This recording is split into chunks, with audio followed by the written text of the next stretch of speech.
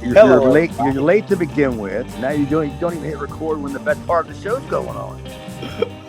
Hello, And everybody. you're the special guest co-host tonight. Oh Yes, boy, Yeah, you're in he's for a water special. hose. welcome Yeah. to Special. episode 168 of He's Reliving our the touched Experience. guest. He's touched. A That's special what he needs says host. down where he's down from. They say touched. Okay, well, evidently I'm the touched guest, filling in for your local yokel, Nate Maxon. It's Mark Brew. I'm joined tonight by Aaron Maxon Oh, bless your heart. and Chad Jacob Friedman. I am today. And we will be discussing the ECW Hardcore TV from August 27th, 1996. What? That ain't the date that I got. That's the day that Well, I sent you. Oh, we gotta fast forward. We gotta do this, the 9-6 show. That's That's what not we what I gotta read. sent you. Hurry up and watch it. I'll just stay right here and wait. I can't do that. No shit. we're just gonna Yeah, give you Cliff I Notes as watched it's it. happening. I actually No, didn't have a problem with it, honestly. I'm just ribbing, but it had some stuff that was oofable. I think I wrote oof a couple times. oof. Yeah, like, and I guess it was during a Van Dam screw up. Because I mean, there's like 3 or 4 oofs in every Van Dam match, at least. Like he calls them like he's calling spots. Oh, All well, right, let's then see. we'll do the tackle, drop down, hip toss, body slam, arm drag, and then I'll oof. And then he go, all right, and then you'll recover, and go back into the spot. I mean, let's be honest. It was Van Dam. He was high. He didn't give a fuck, anyways. Yeah, he's very oofy. Well, he learned from the Grand Ufa Sabu, so.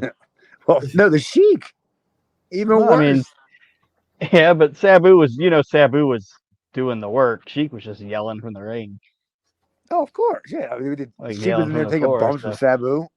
yeah. What I He, say, he he, learned from the Grand Ufa Sabu, so. so the Sheik says, all right, Sabu, I'm gonna throw you outside, and you're gonna catch me. I'm sure the Sheik was nowhere to be found. His car was already started.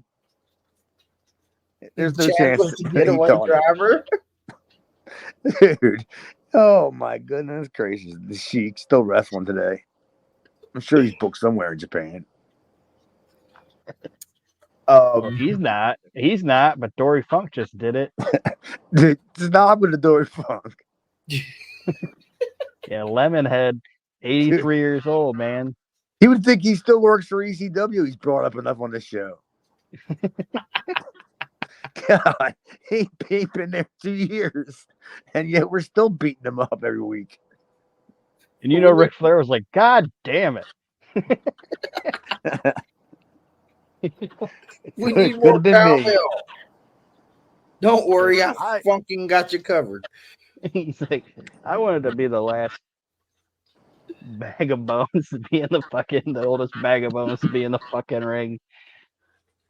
Oh, dude, I would love Dory every minute of been in Dory Funk Jr.'s last match. Dude, I would have sold all over the place.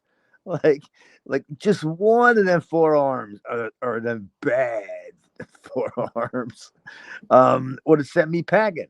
I would have looked like Nick Nemeth taking a bump. God, They need to I would have do bounced they from need once. to, I would have ended up on the floor. they need to do like a triple threat with Oh, Dory no, Funk they don't. versus Terry Funk versus like Mike Jackson. I don't think Terry Funk's showing up. Like Mike Jackson, though, I could book him to come to my house and hang out. Yeah. Mm-hmm. Like this Mike Jackson, this young upstart in this match. Oh, Mike Jackson will do it for what? A 30-pack of Keystone? Yeah, man. Probably. 30 pack. Yeah, we'll see about that. I might call him now, honestly. See if I can book him just to hang out. Live on air. Let's do it, Chad. All right. I'll try to schedule it in the next couple of days. What's he doing? I mean, Well, I'm not cutting into his schedule. I'm sure he's got bookings just lined up. Dude, I can't only imagine what kind of cell phone he even has.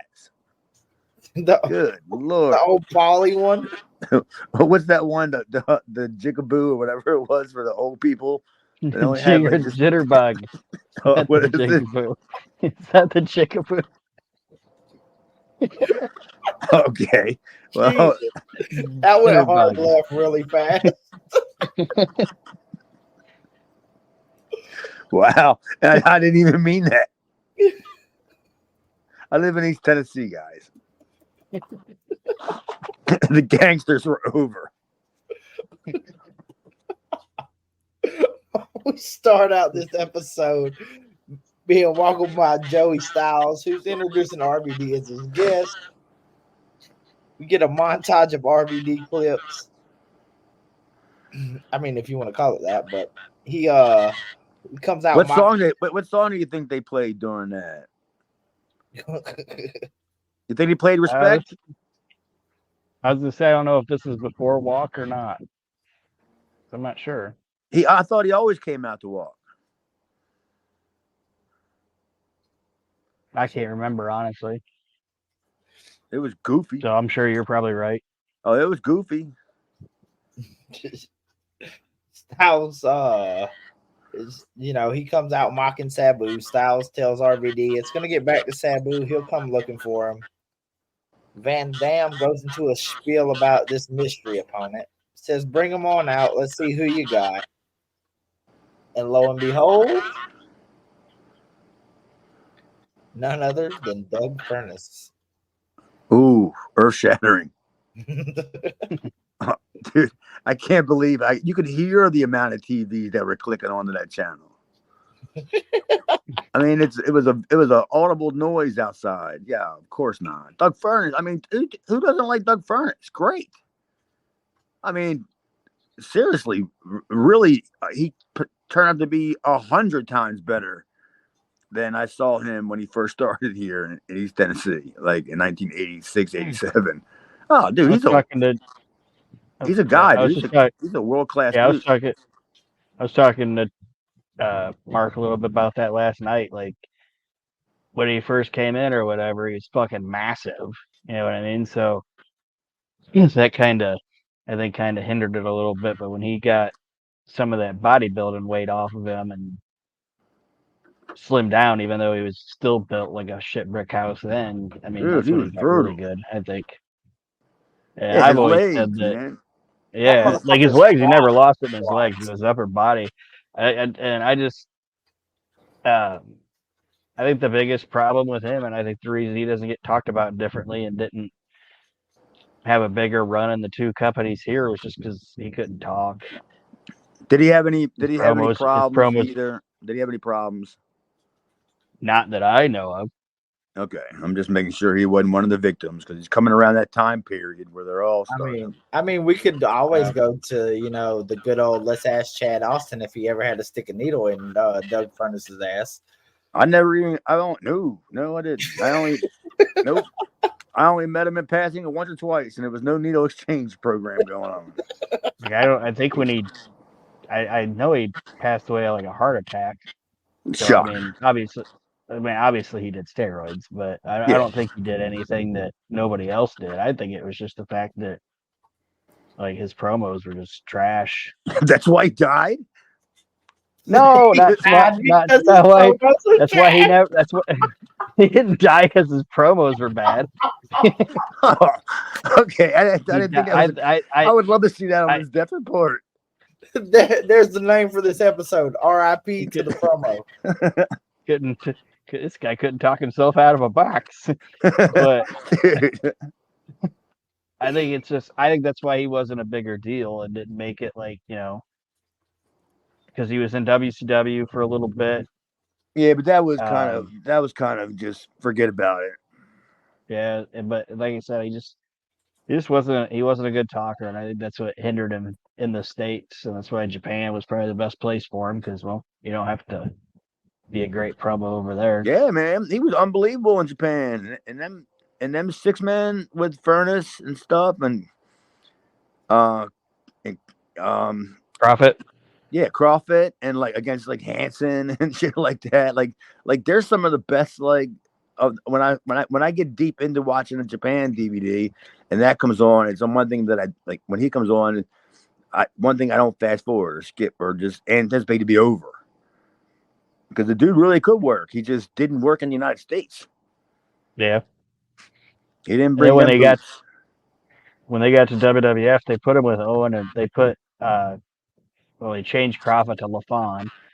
They put him in Furnace. They put Furnace and LaFon with Owen and Bulldog, and the first couple of times that they're in there with Davey, you can tell Davey doesn't. Davey wasn't trying to give him anything.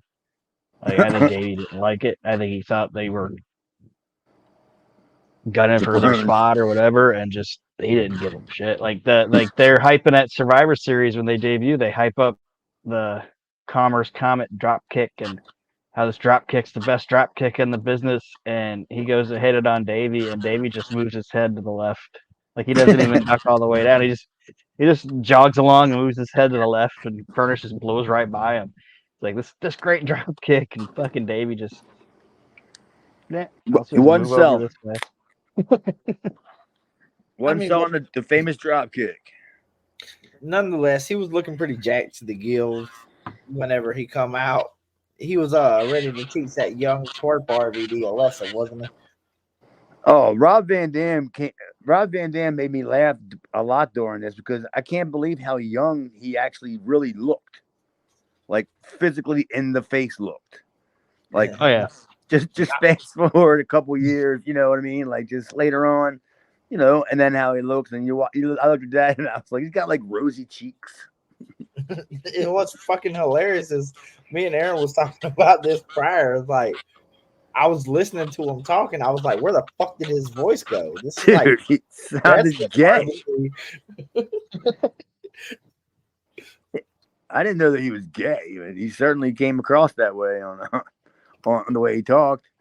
Dude, I mean, Rob Van. He was Rob Van. Hey, like it might take him twice to tell me to leave, like at a bar or something.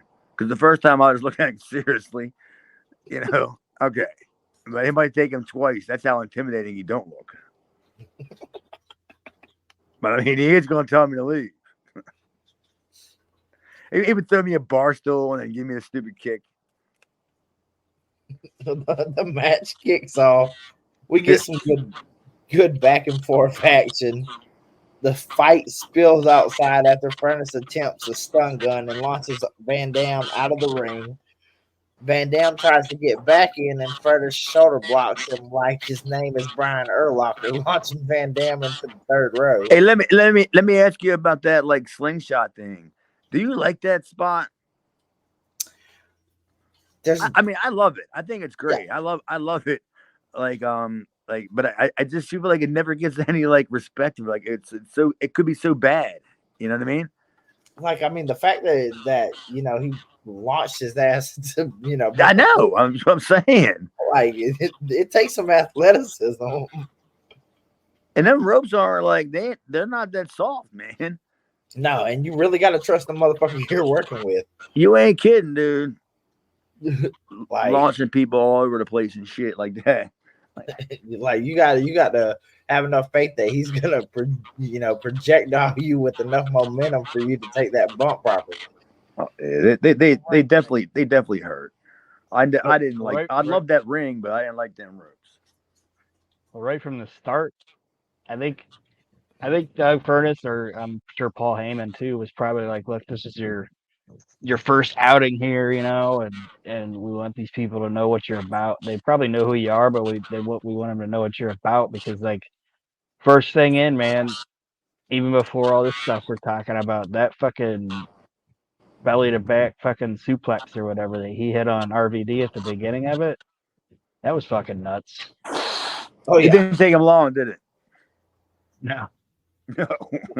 He said, "Let's go out there and fucking start beating the shit out of Rob." You know what I mean? Like it got the fans that, like you were saying, Chad, it was kind of quiet or whatever when he first came out, but right from the bell, the people were like, all right. I at least I think I could be wrong, but I think Furnace kind of showed him what he could do right at the start, and that's when that Yeah, crowd was you're like, right, all right, this man. is gonna be some good shit. You know what I mean? Like I might be mistaken, and more than likely I probably am. But he was probably either voted most improved or definitely like in the top like whatever 4 whenever Peter puts it out. Like during the time period, I think he wasn't he? I'd have to Or go back and look it up, but yeah, I think he was like voted like a most improved guy one time. And yeah, like dude, this stuff in Japan, like I come across it every now and again, man. It like he really dude, like I said, I knew him when he wrestled in East Tennessee in like 85, 86. And Well, it ain't the same guy. in '96, he was number 145 on the PWI 500. Okay, 96. That's pretty high up there. oh, he's not even the same guy. Then, like, remember when he came back into Smoky Mountain and he had his even worse brother with him? Oh, Mike. Yeah, like Oh, he's not even the same Doug Furnace as he was in like '92 or '93 when he came into Smoky Mountain. I wonder if he had It's like shit going on it's, before that. Because he I don't did know, I kind just of think like. it's because he was just so fucking big. You think he's just stupid? No, I think it's like he wasn't as good back then was because he was just so fucking big. You know what I mean? Like he was like Hercules size. You know what I mean? And it's like I just don't think he could do the athleticism of what he did after he lost some of that muscle mass and Listen to you sounding all slimmed Jim down. You know? Awesome. Oh, I got the athleticism. Well, I mean, in '96, He went according from he went from bowling shoe ugly to really really fucking good. Yeah, I pretty think. much. according to WrestlingData.com, in '96, Doug Furnace worked 44 matches, one of which ended in a draw.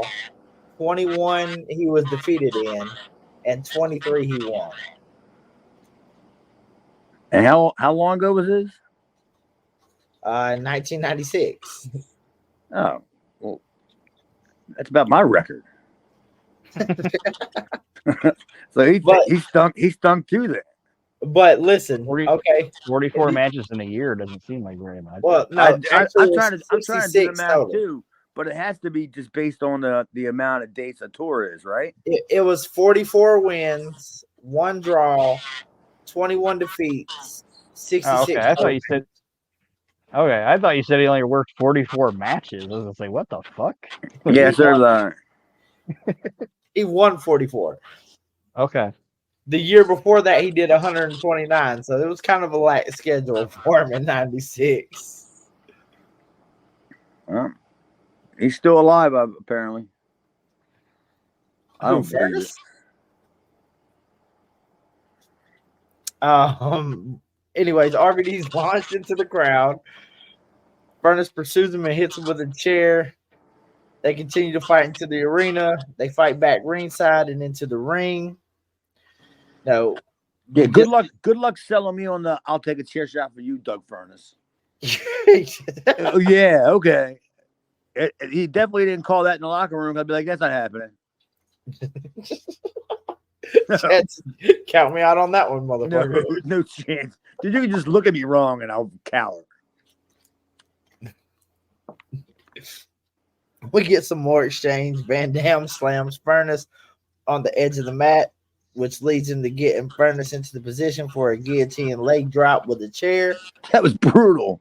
Yeah, it really was. Like shit out the side of his face. I love the sound that makes too, man. It makes everything so great. Like when the chair explodes too, like when the guy pushes it off his face after he gets hit and stuff. Oh, like the hillbilly lady on the first row definitely was fucking cringing.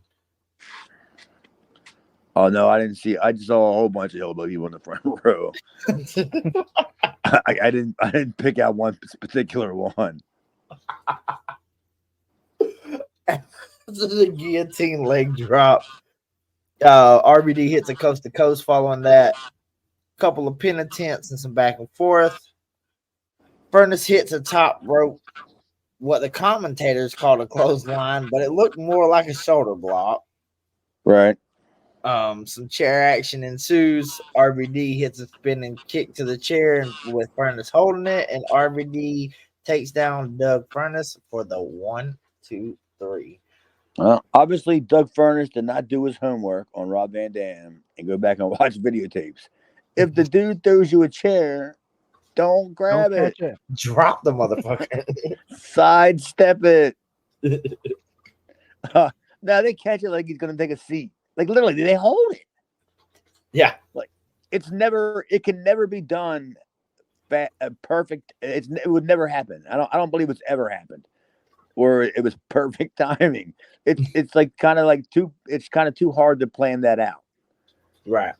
But it seemed like Doug Furnace, like he held it, like he was getting ready to like autograph it or something. This was weird for you in the front row here, Billy lady. Yeah, like he was like looking at it like he's walking towards him even. and he was surprised he got kicked in the face while he was holding the chair. Oh, dummy.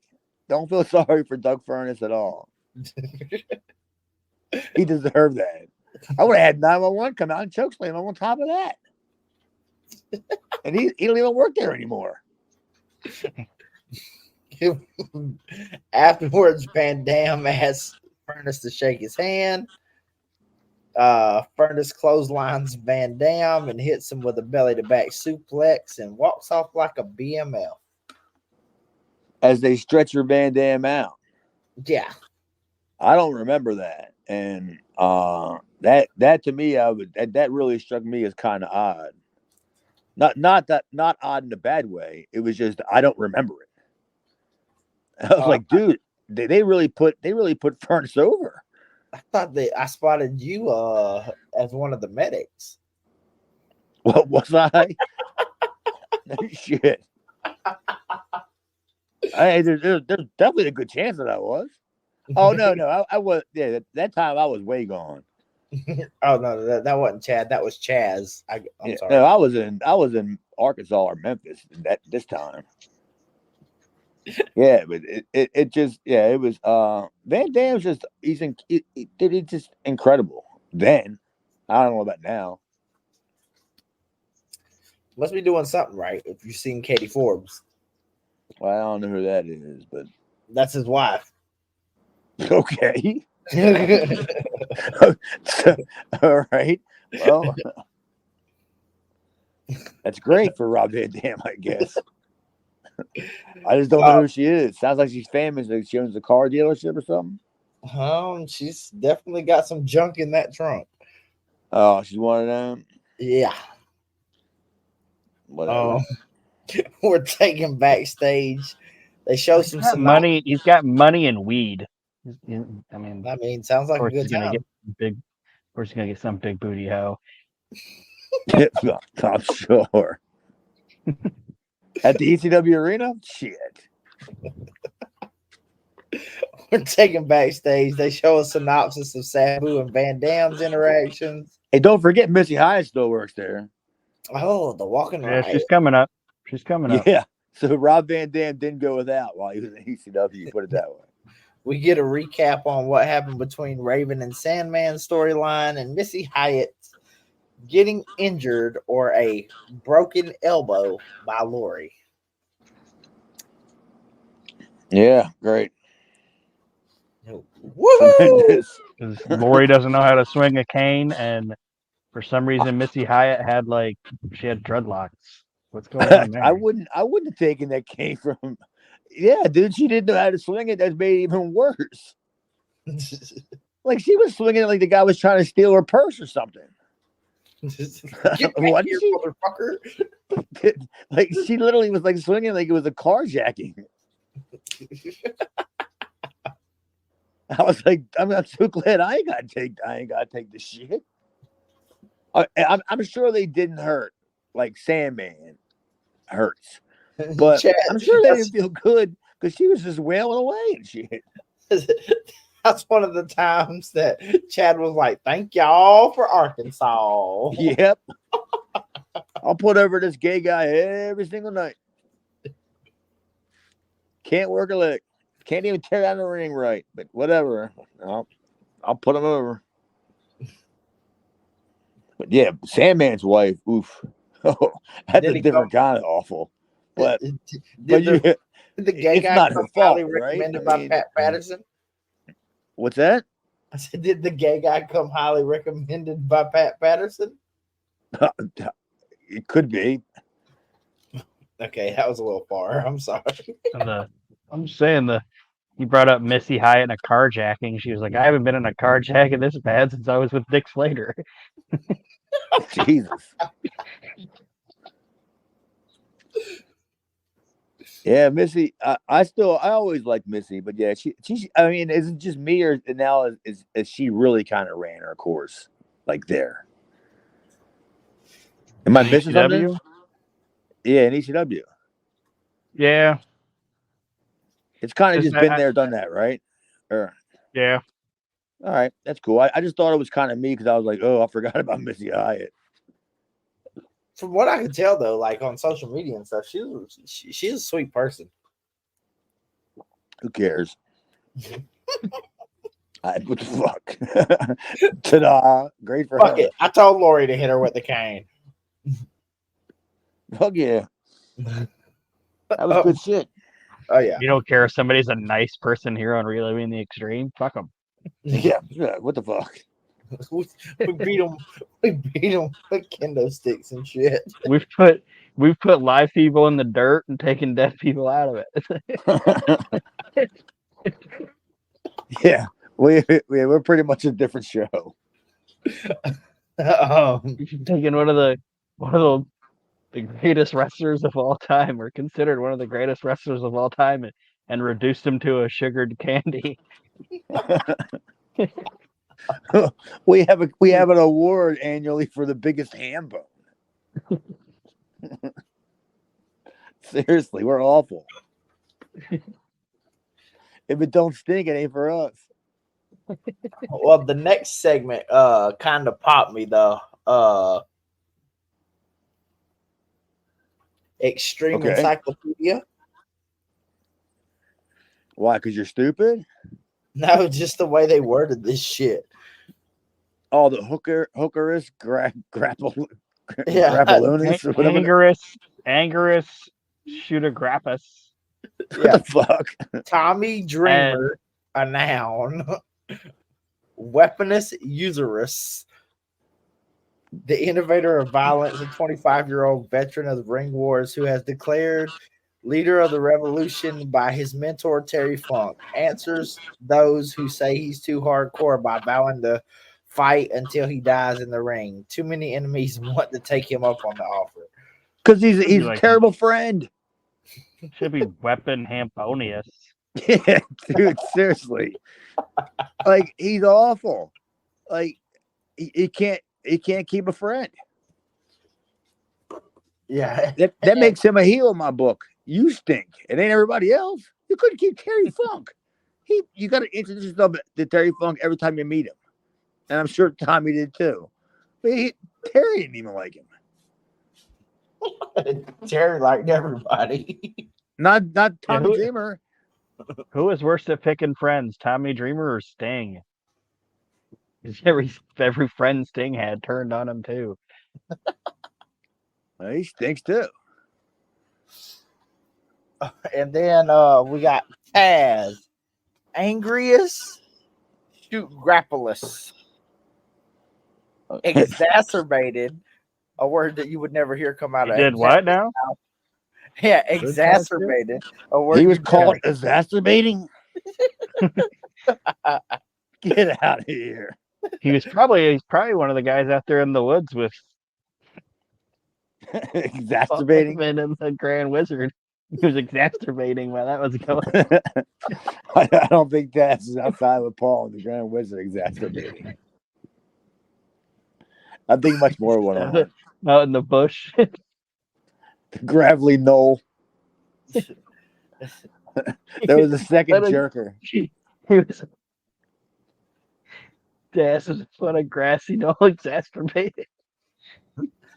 Fuck The the shoot, Grand brother. Wizard. Get the fuck out of here. Nonetheless, How ridiculous of a visual is that? Anything with the Grand Wizard isn't ridiculous. But to be caught outside in the back of an arena exacerbating? God damn. Put down your resume and try to get hired at Walmart. they'll fucking let you push carts with that shit. Yeah.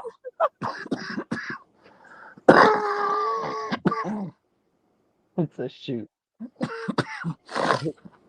But nonetheless, it says exacerbated master of the discipline of wrestling, a merciless terror who takes pride in forcing other athletes to submit. Others Yeah, may, brother. others may throw suplexes. He and he alone executes Taz plexes. The difference is defined by his success. Hey, man. I mean, not only am I actually friends with Taz, I actually think that, like, I like this. This is good stuff. Like, Taz is not a bad dude. No. And to be honest with you, the way they booked him in WWE was kind of shitty. It did not complement the whole Of course not. right. It No. didn't complement the whole reputation he had in ECW. It was never going to. There was no chance that Vince was weren't aware ever that going he to was see. Vince was ever going to see the same thing in a 5'7" guy that another booker or whatever would come up with. Nothing. There's no chance. He was doomed from the beginning. I'm taller than Taz. Legitimately, that's not a rip. Vince would have only known that he was a master exasperator. That's right. He's called exacerbating. And you can't shit on that. No, dude. Wow, I smell a drunken text later on that night. I'm just gonna text Taz and ask him if he was called exacerbating. I guarantee it's gonna come back with a whole bunch of question marks, and then I'm blocked by this user. That's right. That's how it's gonna end up. What the fuck's the issue? I wasn't the one called exacerbating. Yeah, you let him put it on TV. Then, Dude, right there, the camera was on you. yeah, you was a master exacerbator. Yeah, your family was watching and stuff. Sounds like Costanza's mom. He could sell out Madison Square Garden doing that, exacerbating. Step right up. Yeah. While Tommy Rich watches. Or you could bring Jimmy Valiant in to watch. No, He's got a. He'll only show up if there's a glass table. Well, I mean, I'm sure Taz can exacerbate on a glass table. I'm sure he's prolific. I think I've seen that video before. Oh, yeah? Yeah, not by choice. It was a How pop up. do you not watch that by choice? It was a pop up. You were forced to press play. Well, I mean, it said short film, so I was tricked into it. Well, that was terrible. We're taking the Lance right. He tells us we get a display of the doctor is in a videotape that they're promoting. Yeah, I'd love to know like the sales number like on that particular video. Because I mean I know it's RF. You get what you get. But I bet you that had to. I mean, would you not argue that probably would be one of the best or one of the most sought after like DVD like tapes they came out with? Dr. Death. I think Gordy was on it. There's a lot of guys on that fucking show. Hell yeah, it was. I mean, that had to have been like a big seller. And Steve hadn't. Let's see. Steve hadn't been in the States for fucking years. So yeah, it was probably big. It was a big tape, I bet. I mean, I'm sure it sold as fast as Rob can make them. Fucking another hand bone. Feinstein? Good Lord. Um, and so on the Doctor is in the preview that we're getting of it. We're taking to a match of Louis Spicoli versus Johnny Smith, whom is debuting in ECW at the time. He looks like that's Johnny Smith was new to me. he looks like the Dollar Tree version of the British Bulldog. Well, it's kind of the point. They purposely did that. Well, no, Johnny Smith was. I don't think he's the Dollar Tree version of Davey Boy Smith, but Okay, he was he was the guy that Dynamite replaced with Bulldog when he was in Japan, and they were the British Bruisers or whatever because he couldn't use the British Bulldog right. because Davey trademarked it. Yeah, Johnny Smith. I actually enjoy Johnny Smith, and Johnny Smith was great in Japan, but like I said, I only got to see him mainly in like 6-man, and if he was in a 6-man, he was usually against a Baba team or a Hanson team. So he was on a babyface. I mean, I guess we would call him babyface side, but yeah, and yeah, he could take a beating.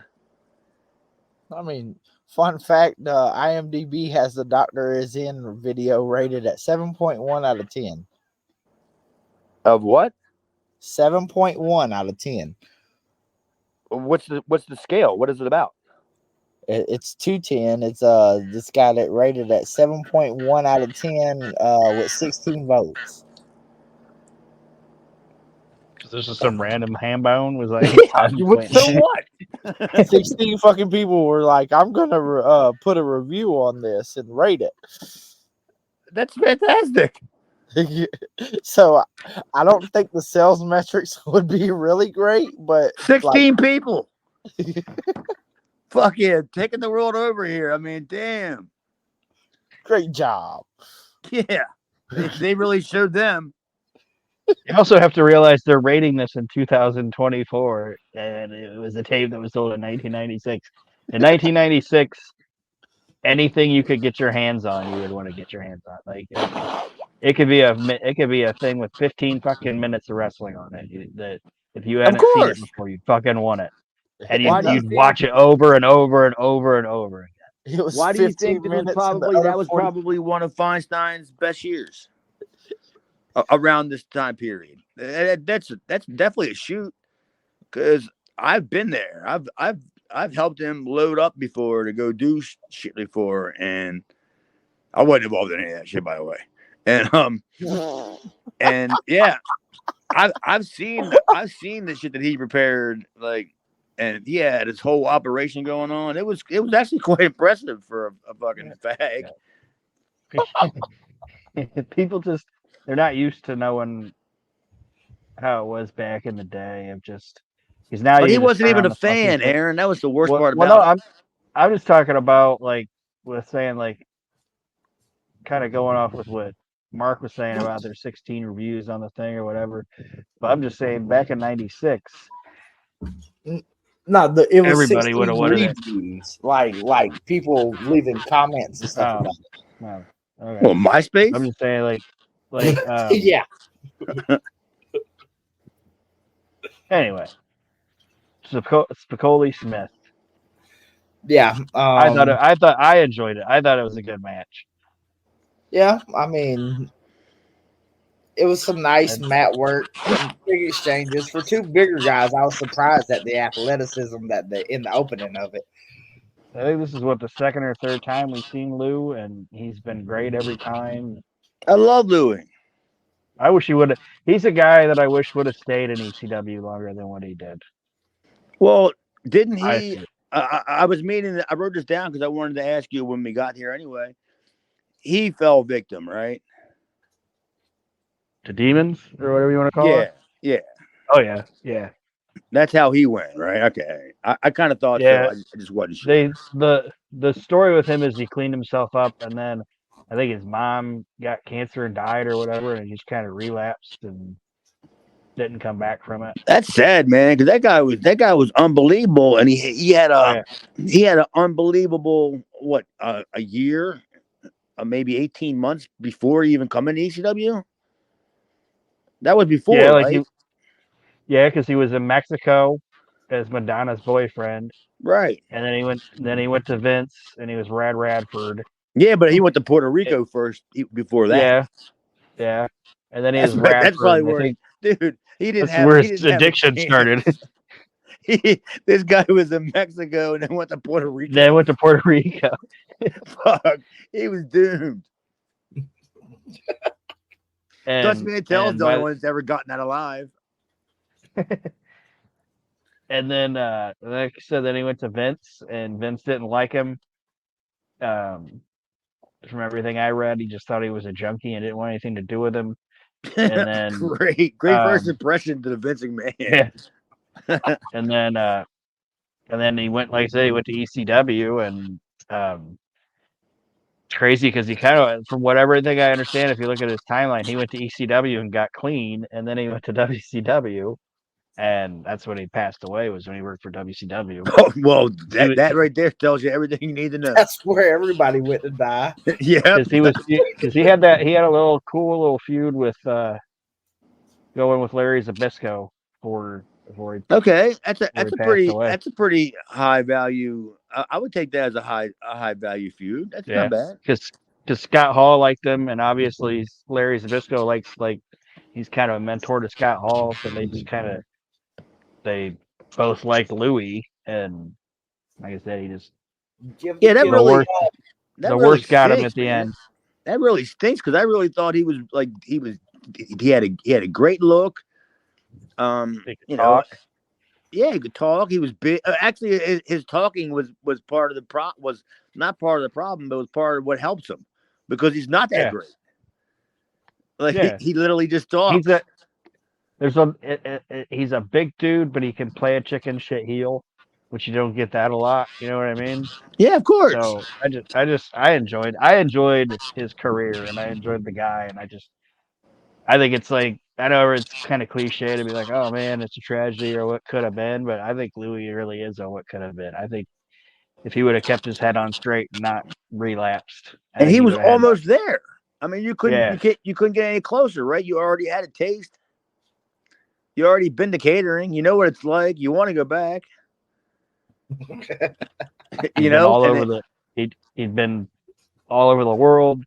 Went through three top companies and was just starting to figure it out, I think. And dude, isn't that crazy that we just by talking about this, we found out he went from Mexico to Puerto Rico, and then all of a sudden came to America with a drug problem. No shit. Who doesn't? Well, I mean, when you're in two countries with large drug cartels. Oh, they got no problem with drugs over in them. No, not at all. No, not whatsoever. I mean, in Puerto Rico, you can buy steroids legitimately at Rite Aid. You can buy all the pain pills. You can buy them at Rite Aid over the counter. Boom. It's basically open air, basically. So that was. I mean, I don't know if you know how Puerto Rico kind of works. But Puerto Rico they're kind of crazy because when they got a hold of me, they wanted me to come down there, and they're promising me, I think it was $1,500 a week, but they wanted me to stay X amount of weeks, so that means I would have had to have gotten a condo there, right? Right. So I would have had to sign a lease. So after Puerto Rico, sure they would pay you the money that they told you were gonna make. But after a while, once you signed the contract and you were stuck there, they started cutting your money. And you were stuck there, you know? They went from condo to cardboard box. Like literally, you were stuck there because you signed the lease. You're supposed to be there a year. They only use you for, I don't know, 12, 13, 14 weeks or whatever. And boom, you're done, you know? And like, you're done. You're just stuck there. I looked at it and just like, nah, I don't think so. Plus, with the drugs and AIDS and shit, and they wanted to bleed every night and stuff. Are you kidding me? I'm a comedy guy, dude.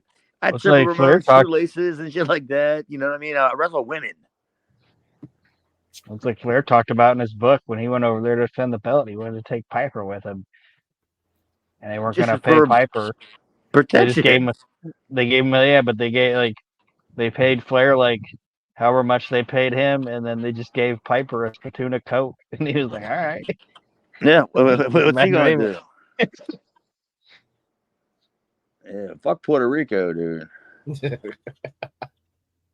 Yeah, I mean, Louis was. I thought Rad Radford could have been something, but unfortunately, it was during that time where none of them guys were going to get over. It just wasn't going to happen. But he had the best shot, I think, of everybody. Or he was definitely in the top contention of having the best shot of anybody. But yeah, I mean, Louis was a great worker. I mean, he had a great year and a half at least that I know about, right? I mean, And, hell, and even in this match, he hit a beautiful fucking bridge. it's like you said, when he was in the WWE with all those guys they brought up and putting those stupid gimmicks or whatever, he was in the top two guys. When I look back at that 95, 96 thing, that I think if they would have invested in, probably could have got something out of him.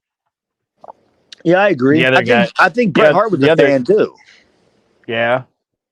The other guy, thinking, I don't know why he never got a fair shot at, and I don't even know if you guys will even remember that guy, but I like Alex Porto. Like I thought he could have been The something Pug. up there. Yeah, I thought if get that Pug gimmick off of him and give him something else, they probably could have did something with him. But In my opinion, he's got TNA written all over him. That's about as far as I'm going to see you.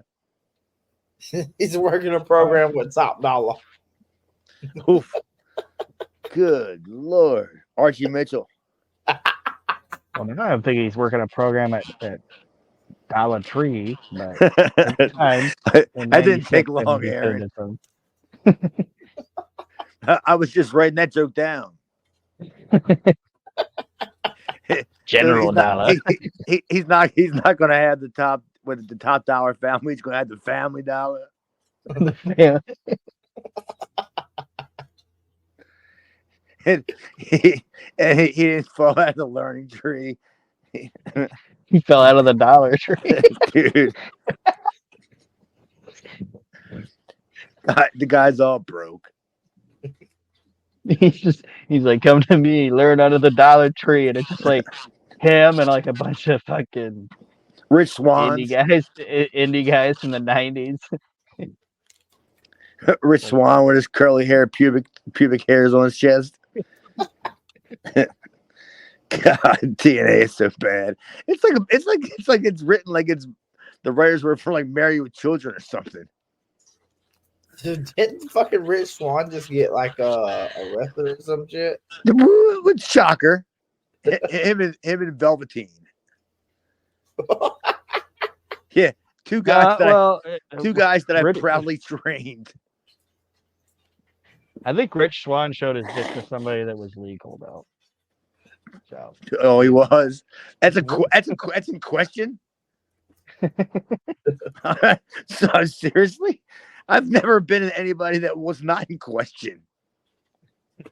Court date set following charge of disorderly intoxication. Who's this? Top Dollar or Rich Swan or Rich Swan or Alex Porto? Yeah, who are we beating up? Alex Porto took his dick out of the Arby's. He's like, look at the Pug. Look at the Pug. We got the meat. But the headline says like second time. Like he's a repeat exacerbator. Got Chaz over to work for me. He drove to the Arby's just exacerbating. Right there at the go window. Evidently, he tried to enter somebody's apartment while he was drunk. Sir, come on. Sir, enough. Oh, this ain't my house. Seriously. You don't know where you live. You work for TNA, guy. Right. I'm sure it's an apartment complex somewhere in Canada. It's exactly what it was an apartment complex in Of Florida. course it was. I think he was on Live PD the other night. And of course he had a wife beater on. He had a little fine tooth comb that was picking his curly hair on his chest. Stupid. Well, And he's a friend of mine too. That's the best. not after he listens to this episode. Oh, dude, he will. If he does hear it, I will get a WTF text. Then I just gotta tell him sorry. My bad, bro. We were live.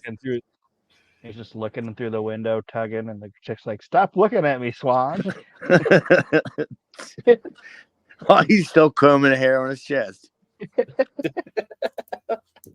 I don't know why you don't. That should be his gimmick.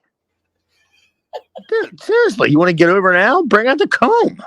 One of them big ass combs with a big handle, with the big picks and shit. Obnoxiously big. Yeah, like he popped 3 balloons at a carnival big. Yeah, he got a big ass comb and shit for his afro and his chest there. Well, back to Spicoli and Smith. For 2 horses, I felt like they put on a great match with Johnny Smith picking up the victory via the Tiger Bomb. I hate the Tiger Bomb as a finish. That's just me. I never thought it was a great finish. I just never. I mean, I get it. To me, it was always like a setup for a real finish. No, seriously, that's what I thought. That's what I would see it more like a setup for a real finish. Right, like how you roll the guy over, or just something. Like I always thought a great way to get into it, if you're going to go to a high sequence of a finish, was the guy going for the backdrop, late in the match, and then you give him the Tiger Driver, and that's the start of like the comeback. You know what I mean? Right. That's what I think that spot's good for. I just never bought it. It's the back bump. I mean, it's actually weak. Honestly, I would even sell it. So which one's more effective, Chad? The Tiger Bomb or Sol Ruka's Soul Snatcher? I ain't taking shit from Sol Ruka unless we have a hotel room for the weekend. And I agree with everything first. But I would pretty much take whatever the Sol Ruka has to offer, dude. Yeah. She's hot. She's tall. She's tan. She's Brazilian. She has blonde hair. So, dude, how the fuck does this happen? And she wears Vans, dude. Seriously, come on. What lab was she genetically mutated out of? Oh, yeah, of course. There's somebody in Napa Valley's laughing about her. See what we created? And we all thought it was Camille.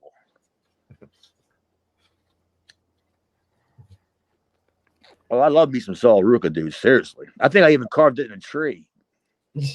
I love Sol. Hey, Aaron, you ain't got no comment. I don't know who it is, so she's hot, man. She's in NXT. She's terrible, but you could totally overlook all that. Was the tree that you carved it into next to Taz's bush? Shut up. She might have been exacerbated on one or two. There's a lot going out in that ECW wrestling woods, man. Oh, with the Grand Wizard and shit? Yeah, don't flash a light. See them all scurry. Oh, they're like raccoons. All you see is are watching me. All you see is the Grand Wizard's turban. I could imagine that being like on an episode of like Live PD or something. They're out in that They're out in that Geo tracker from '94. Oh, the one that keeps popping up. Whoever owned the gym, I guess it was Little Guido's or somebody. The infamous tracker. I'm assuming it's probably Jason. He seemed like he had a Geo tracker. Jason had a Geo tracker. He looks like a Geo tracker kind of guy. Yeah. Okay. Yeah, I mean, it could have been Brian Lee. oh, there's no chance Brian Lee was in Brian Lee's in a Geo tracker. That'd be the best if the rental car place screwed up. He's gonna pull up for Pulp Fiction and get his Geo tracker. Be like, I'm gonna kill you, Tommy Dreamer. Maybe that's why you saw him backstage still for his anti-Dreamer promos, because they weren't going to show him carrying his bags to his Geo tracker. Tommy Dreamer, if this thing had 4-wheel drive, be out of here, buddy. oh, that'd be tremendous. He gets so mad that he like yanks the steering wheel up higher because he can't get his legs in. Yeah, and he puts it in first and sputs like Bubba Ray's driving it. Still one of my favorite segments. That's never not going to be one of my favorite segments. Is watching that car in a parking lot. It just kept showing up in the background. Bud was just driving around. Spicoli and Smith shake hands. We're taken to a Little Guido training snippet with JT Smith. Oof. Oof. God damn. That's probably the third, fourth time I wrote oof on this paper today. Was we oofing on JT or Guido? It was too long. Just it was too long. And they stumble upon the Rocky Balboa statue Somehow they just climbed up 3 different flights of steps. Yeah, it's not like you just stumble, like you're walking down the street and you stumble upon the Rocky statue. Yeah, you have to go to it. Oh, yeah. It's the statue of Rock. Oh, okay. Like you didn't know you were going there. You couldn't see it from the bottom? Where the fuck was your antennas? It was well lit. I mean, it was a safe spot. You weren't getting any Feinsteins trying to coerce you into their van or anything. Like they were like, but it's the Rocky. It was so stupid. You couldn't see it from. He acted like the first time you ever saw it. Yeah, like motherfuckers, the arena's in Philly. Right? Yeah, I mean it's around the corner. Everything's around the corner from the ECW arena. Right. Shit, yeah. And he'd acted all. I'm just like, all right. I was looking at I was like, all right, it's just about over. Pulp Fiction's coming on, and Brian Lee is just the worst. I can't believe, like, I can only imagine that even after he's done in ECW, he's still bitching about Tommy Dreamer. Like, years down the road at family functions, whatever, he's still at Tommy Dreamer. Like, did you stink? You're not beating Tommy Dreamer, which is sad. That's sad to even begin with. That you couldn't even beat Tommy Dreamer. I mean, you definitely don't get no clout. Fuck no, you lost a Dreamer. Done. Yeah, Raven didn't lose the Dreamer for a year and a half. Brian Lee comes in, just lays right on down because his Geo tracker is warming up. out back. Oh, I gotta get out of here. Gotta make the next town and get an oil change. After that, we're taken to Chaz's good friend Taz with Bill Alfonso. Taz puts out word that he ain't sweating Dreamer, Sabu, or Dr. Death Steve Williams. Oh, I don't know about you, but you're never gonna hear them words coming out of my mouth, dude. You know what I'm saying? Oh yeah. Taz is a brave, brave dude. Why did he just throw in like Don Fry? You know what I mean? Or Doug Furnace. Yeah, Doug Furnace. Yeah, why did he just throw in like all these other great guys? Dan Severin.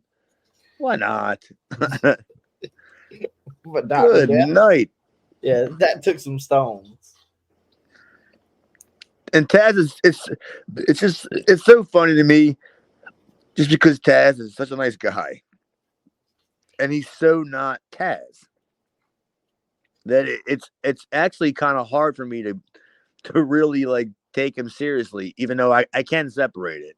But I still laugh in the back of my mind. Like, Taz is so harmless. Like in real life, he really is. And I don't understand why his character's so intense. He's exasperating all the time. Dude, he's so he like exasperated himself to death all over the He place. should be relaxed. He should be relaxed.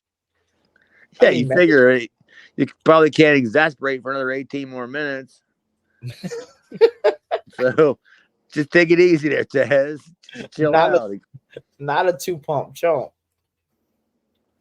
No, dude can exasperate.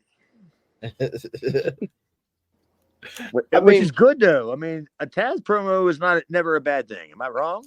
Like from your point of view, being an actual in-ring worker, Chad. Do you feel like that kind of made it easier for him to flip that switch and turn on that gimmick? I don't know, man. I'd like to think so, because I'm pretty sure that Taz, he'd still like to fancy himself as a tough guy. But yeah, it probably was like, it's probably what he always wanted to be anyway. Right. But he was just never going to be it. But dude, seriously, you can't like characters like that. You don't kind of like sit in the garage like I'm doing and write them down. You know what I mean? Right. They come along, and then Paul found the inner Taz, because Taz is a bitter, angry dude, like for real. And this is not even a rib. Like he knows he is. He's a dick. And and he had no problems playing that on TV, even though he probably could beat up Sabu. I'm not saying he couldn't beat up Sabu, but he wasn't beating up like Doug Furnace or or Kurt, anybody like that. There's no chance that was happening. But could he beat up Sabu because Sabu was too inebriated? Oh yeah, there's no doubt he could probably beat up Sabu. Like at some point. I mean, I'm not saying it's going to be 10 times out of 10, but yeah, he'd probably get more than he'd probably be better than 500 against him. But good luck finding Sabu. Good luck finding Sabu. Much less not fucked up. He still keeps popping up. I see. Who the fuck's booking Sabu? And what the hell is he doing? Have you seen any of his recent stuff? I haven't seen any of his recent stuff, but I know a few like a year or so ago they were booking him for shit in Georgia. Georgia? Yeah. What, somebody's family reunion shit, or a real company? It was a indie company, but they had him do a couple things with my brother-in-law. What's this? Was the Grand Wizard there? No. He was doing a couple of things with your brother-in-law in Georgia. Yeah. Okay. All right. Mm-hmm. In a non-Feinstein way. Oh, okay. You got to clarify that. I don't know your brother. For all I know, he could be a big Grand Wizard fan. Well, after we see Taz and Alfonso, we're taken to Brian Lee, where he says Tommy Dreamer wants to be a part. We know what he said. We Is know it what Tony he says. Dreamer? He says it every week. And the best thing about a martyr is someone has to kill him, and he volunteers. Oh, we're not commenting on that shit, huh? It's the same thing every week. You're gonna talk about the same thing Tommy Dreamer just talked about too. Tommy Dreamer says he isn't a martyr. He may have a death wish, but when he goes, he's going to take Brian Lee with him. Thank God. Yeah, both of you go. Dude, I mean, is this when the crowd starts chanting, "You both suck"? Yeah. Like, You might not be a martyr, but you're built like Mantar, so we need you to go.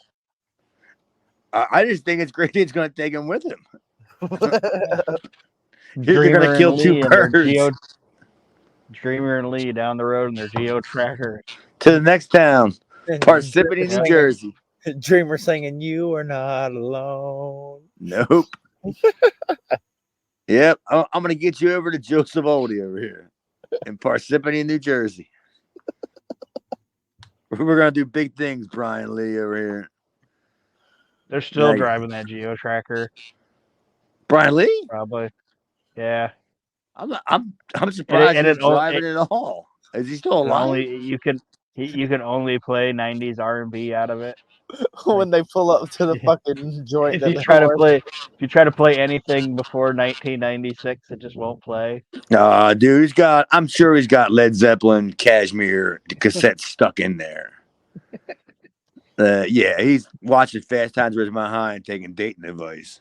when they pull up to the joint they're working in, fucking Dreamer rolls out the fucking hatch. You mean the joint they're working in, like it was a hamburger joint? Yeah. It was the diner down the street. They pull up. Dreamer says, "Can you drop me off down the street?"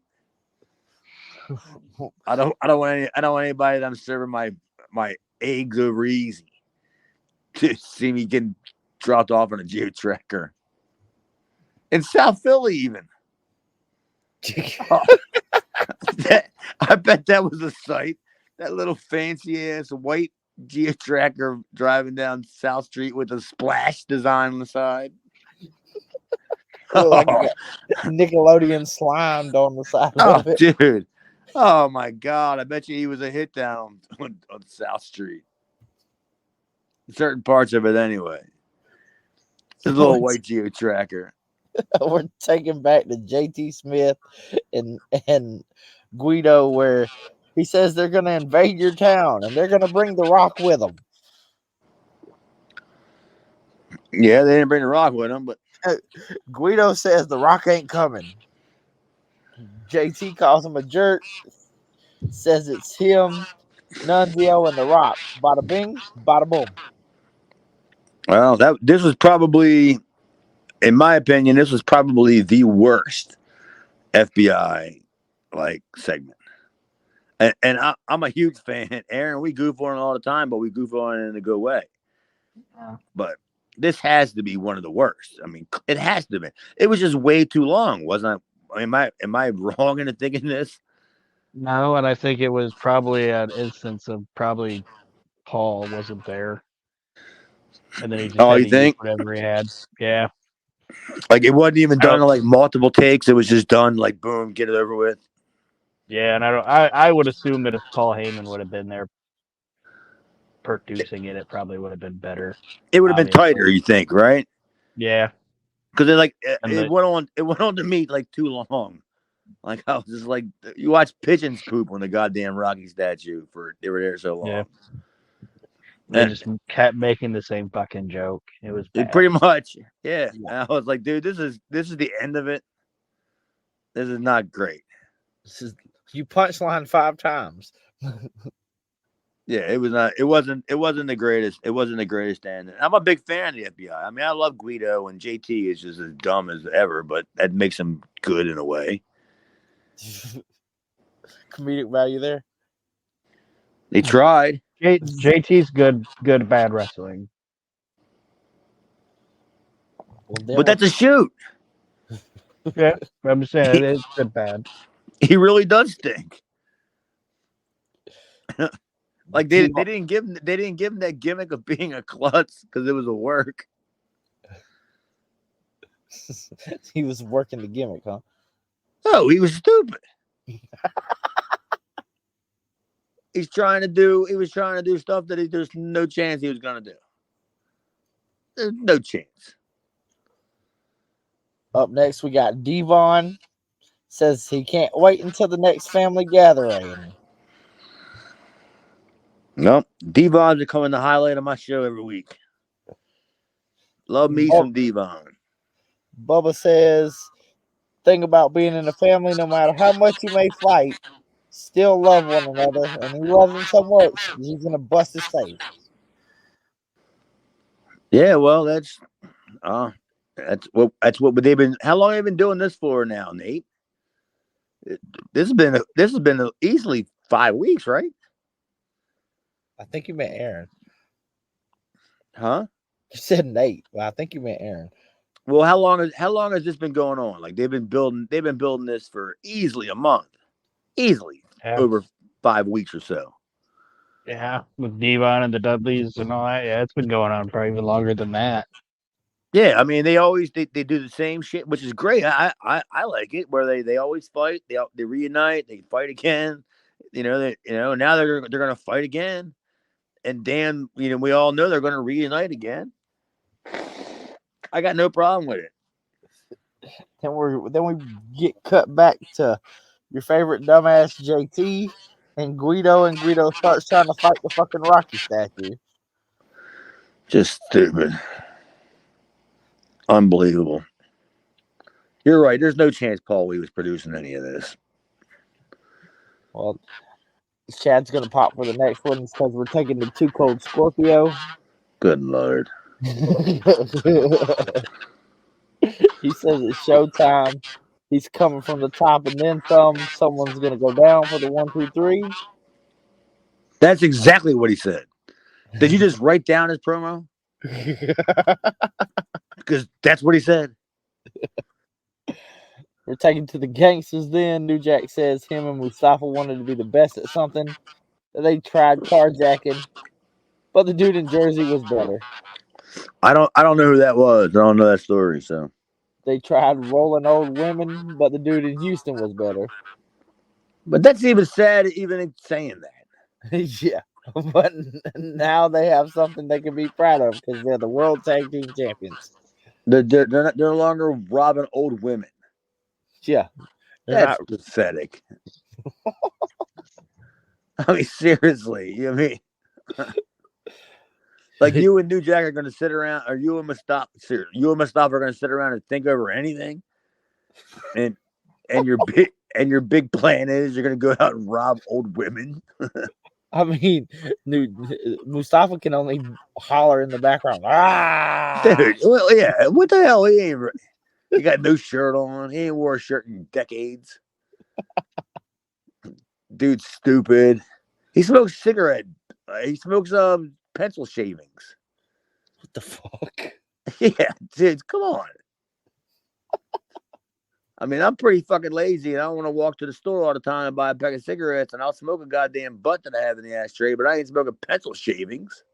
Yeah, that's a little out there. And he looks all stupid standing there anyway. like New Jack calls him in, like he's wandering away or something. He's afraid he might lose him. Then Devon says, "Thou shalt not steal, thou shalt not kill, and thou shalt not fuck with Devon." So we're getting pretty close to. Is this where we're gonna, Aaron? You probably know this. Where we're getting close to like the Axel gimmick with the Axel and Devon thing. Yeah, they already teased it a little bit. Oh, they already teamed before, but they ended up becoming like a full-time team. Like, yeah, I think we're getting close to it because they're gonna start getting him working with the multiple Dudley boys. I think probably, and and we're not too far off from them becoming a unit either. I don't think. so if he's teaming up with Axel, so this is pretty much the end of that push. He's second or third on the show, I'm assuming, at this point. Until they heat him back up, right? Yeah. All right, I can deal with that. I mean, the ECW crowd always respects Axel. They don't. They never ever assume that he's going to win. You know, or whatever. But they like him, so that should be a pretty. I mean, I think it should be a pretty fun team at least. Because it's gonna get stupid violent with the chairs and stuff. So at least that'll be cool. We got a couple more angles of chicanery, and then Joey Styles says the contracts have been drawn. There's a tag match set for Furnace and RVD with his dream partner. Furnace goes ahead and reveals that if he had a dream partner, it would only be Profit. And we must wait to find out who Rob Van Dam's dream partner is. Well, who you think it's going to be? He pointed to the sky. It wasn't going to be Chabu. Why not? I was sitting at home waiting for the phone to ring when I watched this. Oh, I mean, Rob Van Dam's partner. It could be Damien Demento. He's Well, this guy too. We only could have hoped. Or they could have scraped up Johnny Hotbody. Larry Winters would have been great. Or even your favorite, Stevie Wonderful. Hell no. I thought you were going to say Chris Michaels. I'm like, nope. Well, there's a whole Hunter Q, who I think would be great in AEW, by the way. With his badass coffee breaths, breathing on everybody. Watching Hunter Q dance like Prince Nana would be funny. By the way, I was doing that the other day at a red light. You was doing the Prince Nana at the red Fuck light? Yeah, I was.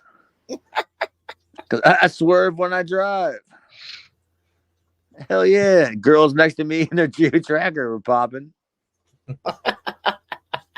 I am in East Tennessee.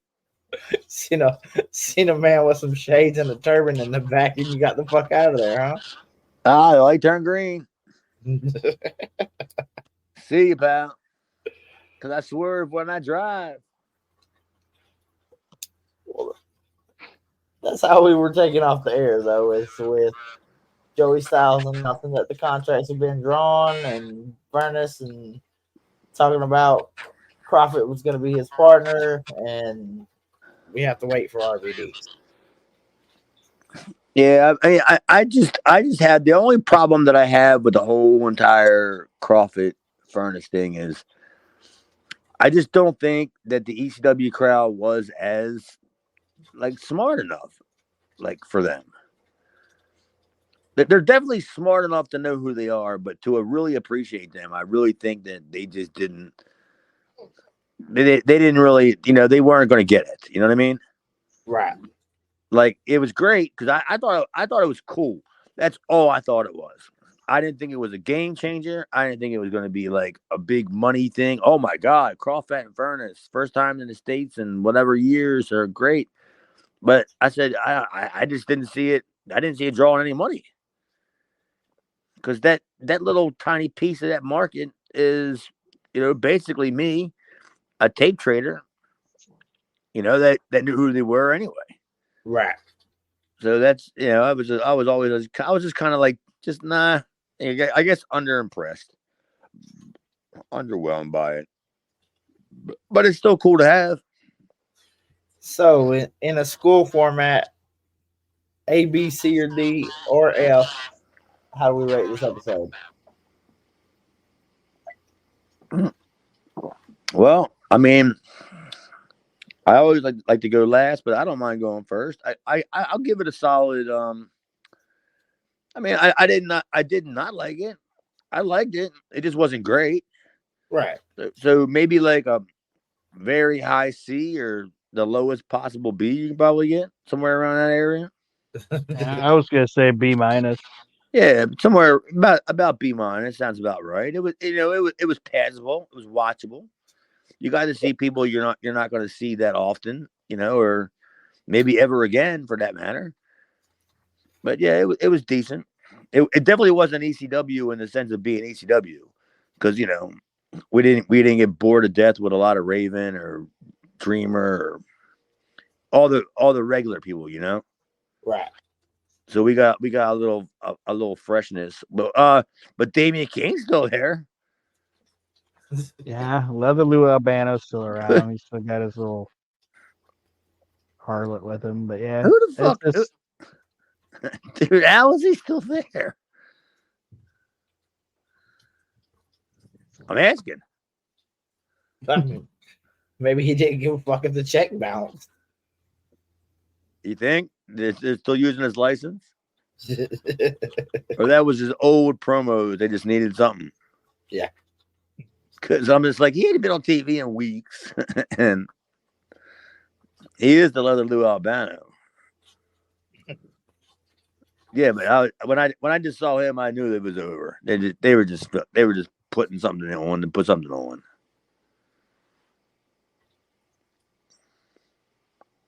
Well, I'm gonna assume that if you guys have anything to plug, now would be the time. Well, you're a terrible host. Wow. Thank you. That was your wraparound for the end? Come on, dude. No. If you got anything anything you want to promote, yeah, anything you want to plug. Like that's promote what, your stand-up Grand gig. Wizard says in the woods. Like promote your stand-up gig or something, Chad. I don't have anything to promote. Well, fuck, we got to get you some bookings then, don't we? Somebody's got to do something. The only people that have me booked this week is the bar right on the corner here, and I don't have any appointments till the end of the month. So yeah, I'm booked at the bar all week. Okay. But I am talking to the guy, trying to get him to let me do a Monday night Raw party there, or a Wednesday night Dynamite thing there, because they close at 8:00, and I'm trying to get them to stay open because it's not fitting my timeline. I drink way past 8:00. What's the matter with you? Just because you got family and shit? Fuck off. That shit can wait, huh? All right. Well, the only thing I got, and then we'll wrap it up here, is just over there on our Facebook page, the Ultimate Hambone tournament is going on. It's almost towards the end. We're moving into the semifinals. And just to announce what those semifinals are, in case anybody's interested, it's going to be these 4 esteemed athletes. It'll be Jason, the sexiest man alive, versus Eric Watts. Ooh. And then it's also going to be the Awesome Kong of the Colossal Kongs taking on Chad Austin. So I made it. You made it to the semifinals. So against Awesome Kong? Yes, you're 1 match away from the finals. So we're all looking forward to that. I know exactly how I would finish this match. I would just go into the back of the sportatorium, and I'd fake a call that it was Dewey's mom, tell him that he had to come home for dinner, and I would win the match by count out because he wouldn't show up. Because it wouldn't be the first time that the guy no show because he missed dinner. Don't get out ham boned by Awesome Kong, Chad. That's a pretty big ham bone to fill. Well, we'll find out in the coming couple days. Good Lord, I hope I however it goes. Everyone, be sure to go and vote.